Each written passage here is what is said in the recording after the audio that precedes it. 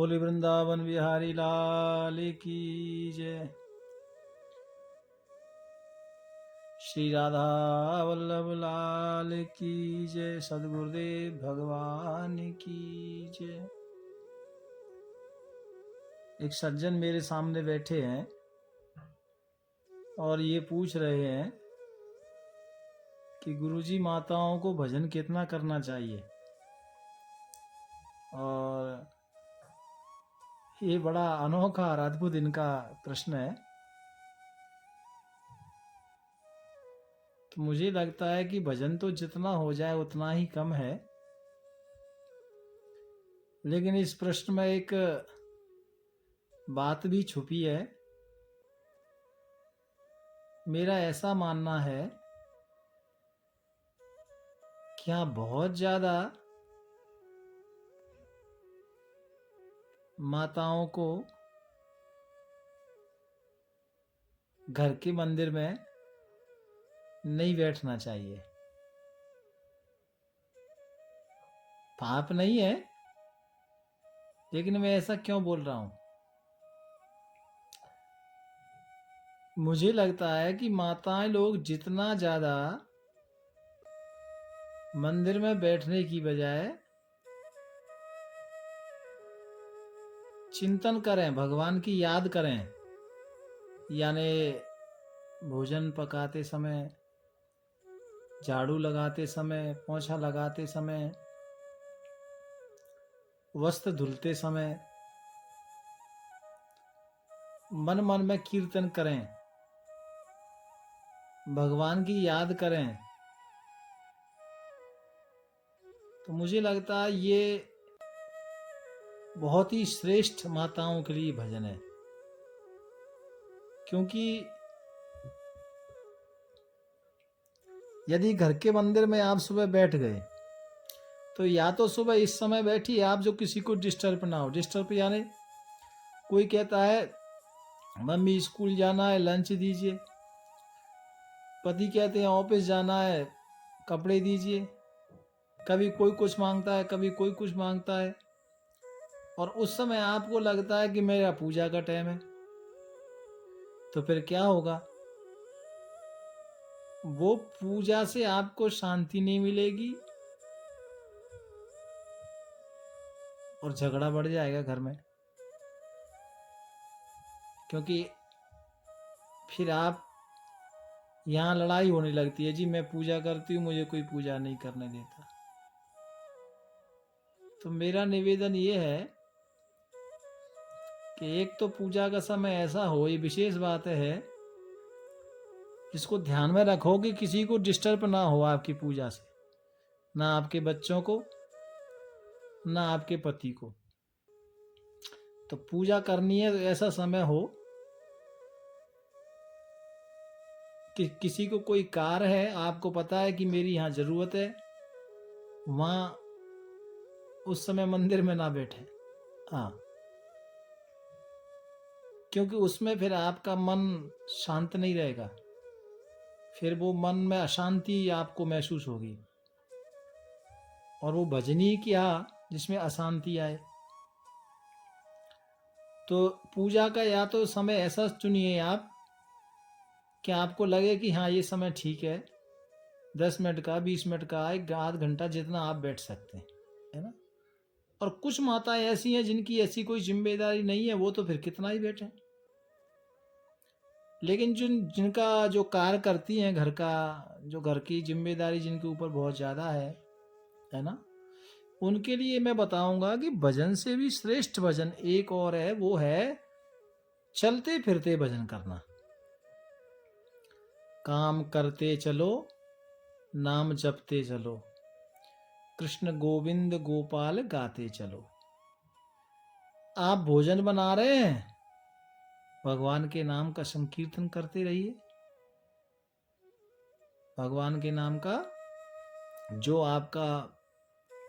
आपको पसंद हो, हरे कृष्णा, श्री राधा वल्लभ, जय गोविंद, जय गोपाल, रामा रामा। अब देखो माता शबरी क्या करती, काम करती और निरंतर भगवान की याद करती। रोज भगवान की हर कार्य में, हर समय भगवान की याद करती। तो मुझे ऐसा लगता है कि माताओं के लिए जो सर्वश्रेष्ठ भजन है वो है चलते फिरते भगवान का चिंतन, चलते फिरते भगवान का नाम जपना, क्योंकि इससे उनका मन भी प्रसन्न रहेगा, भगवान का भजन भी होता रहेगा और घर की जिम्मेदारियों में कोई डिस्टर्ब भी नहीं होगा। और यदि ये सबसे बड़ा भजन है, और यदि ज़्यादा समय मिलता है तो फिर आप कोई धार्मिक पुस्तक का अध्ययन करें। हाँ, ये बहुत बड़ी बात है, क्योंकि उससे आपके उत्तरोत्तर ज्ञान की वृद्धि होगी। आपको धर्म के बारे में आप जानेंगे, ज्ञान के बारे में आपको ज्ञान मिलेगा, तो ज्ञान से थोड़ा भक्ति का विस्तार होगा, आपको और ज़्यादा समझ आएगी, है ना।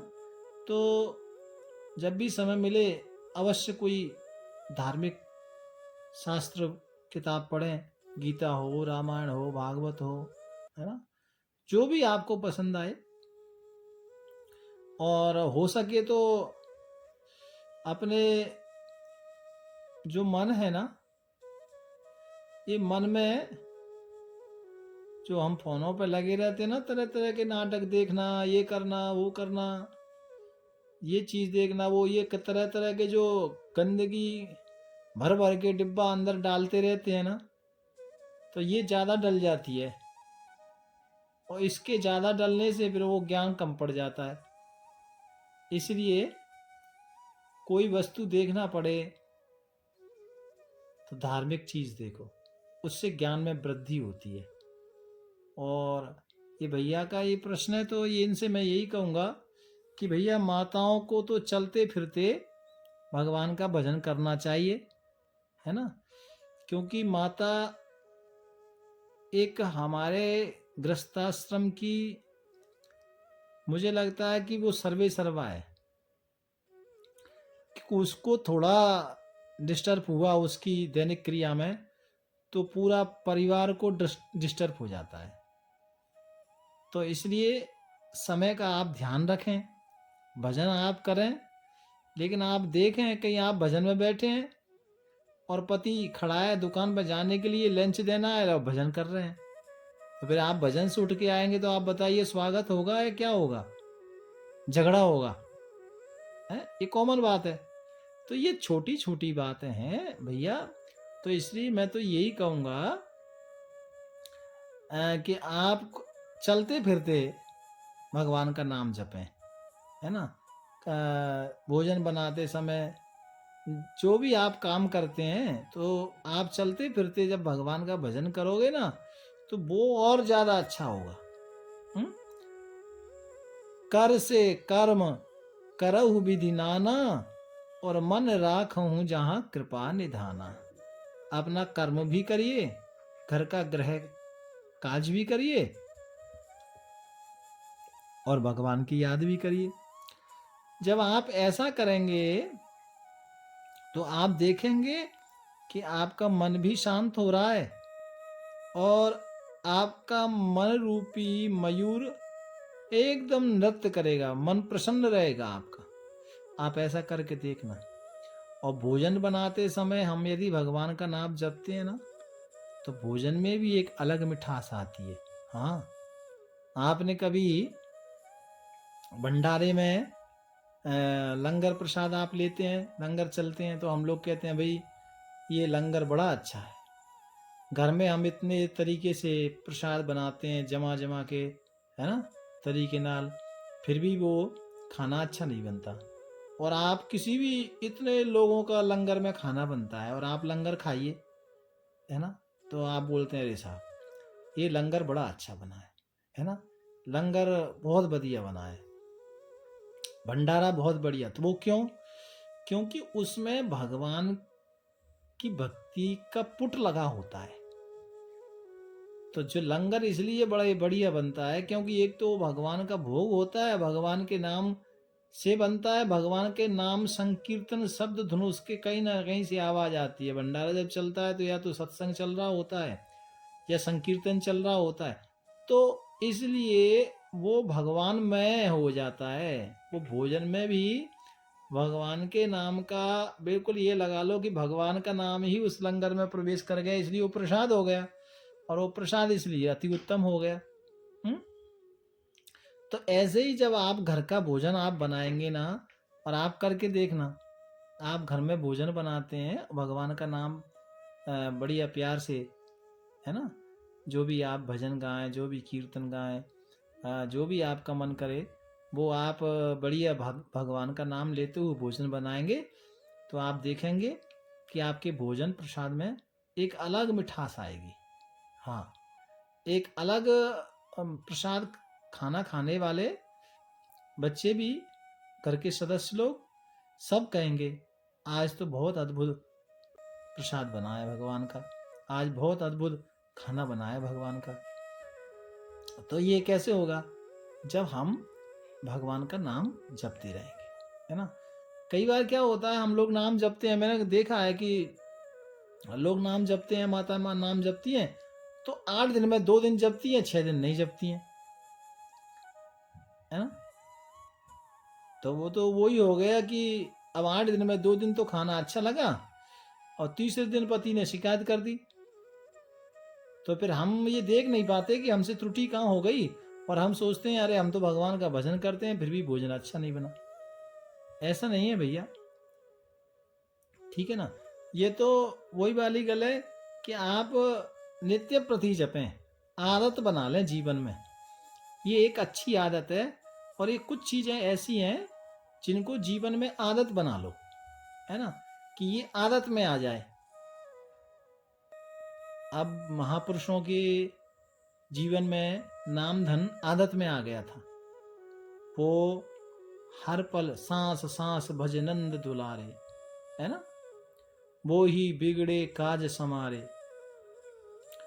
वो हर सांस हर पल भगवान का नाम जपते, भगवान का नाम जपते रहते। एक बार कबीर जी को किसी ने पूछा, प्रभु आप धागा भी डालते हैं, सिलते हैं, वस्त्र बुनते हैं, फिर भी आप भगवान का नाम में आपका मन कैसे लग जाता है या कैसे लग रहा है? तो कबीर जी ने कहा, देखो किसी बेटी का विवाह होता है और उसका ब्याह हुआ,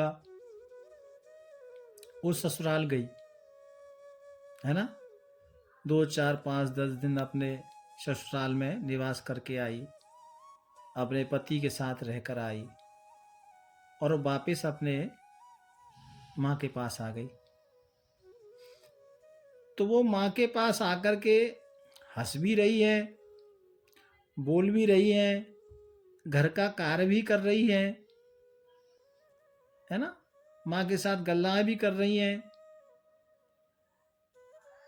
और माँ के साथ रसोई में खड़ी है, बात कर रही है। लेकिन ये विचार करने वाली बात है, उस बहन को यदि पूछा जाए, देखो खड़ी है माँ के साथ, बोल रही है माँ के साथ, लेकिन उसको पूछा जाए उसका मन कहाँ है, तो उसका जो मन है ना, वो मन तो उसका ससुराल में है, मन तो उसका ससुराल में है, लेकिन बात कर रही है माँ से, काम करा रही है माँ के साथ। ऐसे ही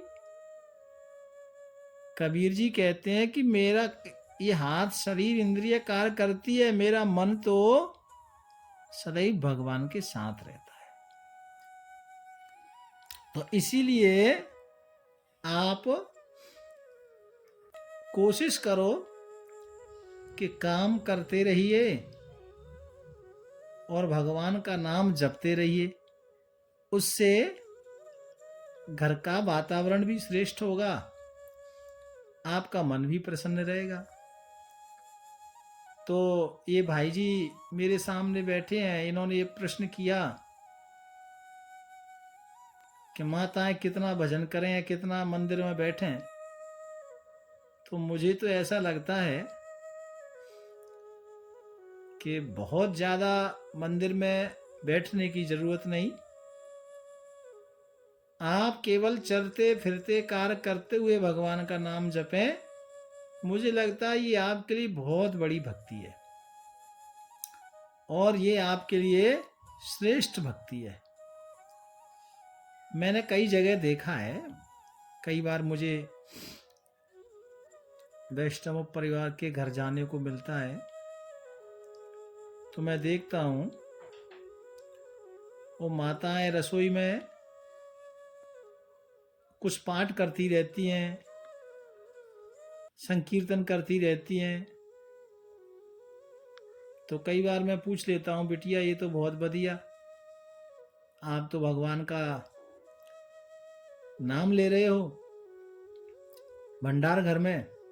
बोले नहीं स्वामी जी, आज क्या था, पूजा से थोड़ा जल्दी उठ गई, पूजा बची थी उसको पूजा कर रही हूँ, पूरा पूर्ण जो रह गया है शेष उसको पूरा कर रही हूँ। तो ये तो बहुत अच्छी बात है वैसे, क्योंकि देखिए घर परिवार की सेवा भी पूरी हो रही है और आपका ठाकुर नाम भी पूरा हो रहा है। तो ऐसे ही बहुत ज़्यादा पूजा घर में ना बैठें, तो उसमें परेशान होने की ज़रूरत नहीं है ना। उसमें आप जितना बैठें, जितना आपको समय मिले, और समय ऐसा जो किसी को डिस्टर्ब ना हो, है ना। कई बार बच्चे लाइन लगा के खड़े हैं, है ना, और जा रहे हैं स्कूल और मम्मी बैठी है मंदिर में, तो फिर क्या होगा, फिर शांति नहीं आएगी, फिर कलह आएगा घर में, है ना। तो ये सारी बातें हैं, इनको छोटी छोटी बातों को ध्यान रखना है। इसलिए मैं यही बोलूँगा कि बस भगवान का भजन आपको चलते फिरते कार्य करते हुए करें। हाँ, इसमें ही मुझे लगता है घर का और हमारा कल्याण है ना। देखना इंद्रियों के न घोड़े भगे, इनमें हरदम में संयम के कोड़े लगे। अपने रथ को सुमार्ग चलाते चलो, कृष्ण गोविंद गोपाल गाते चलो। काम करते चलो, नाम जपते चलो, कृष्ण गोविंद गोपाल गाते चलो। काम करते रहिए और भगवान का नाम जपते रहिए। हाँ, ये एक सज्जन आए थे, तो अब क्योंकि मैं अपनी तरफ से आपको कुछ नहीं सुनाता, जो